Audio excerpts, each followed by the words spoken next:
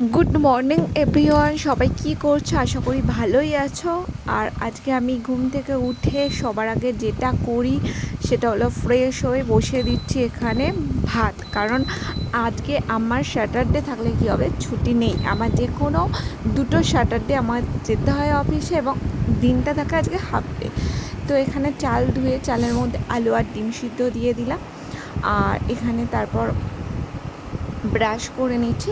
Actually আমি বেশ কয়েকদিন ভোর রাত্রে ভাত করছি এবং সকালবেলা জল দেওয়া ভাত নিয়ে চলে যাচ্ছি। যেহেতু শুক্রবার দিন আমি চাউমিন করেছি, তাই আজকে আমাকে ভাত বসাতেই হলো।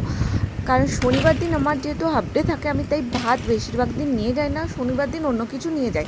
যেহেতু কালকে রাত্রে ভাত করিনি, সেই জন্য শুক্রবার সকালেও আমি জল দেওয়া ভাত খেয়েছি, তাই আজকে আমি ভাতটা বসালাম। আর সব শেষে আমি একটু চা বিস্কুট খেয়ে নিয়েছি, কারণ বেরোনোর আগে একটু চা বিস্কুট খেলাম। এবার রেডি হয়ে গেলাম পুরোপুরি অফিসের জন্য। তো টাটা।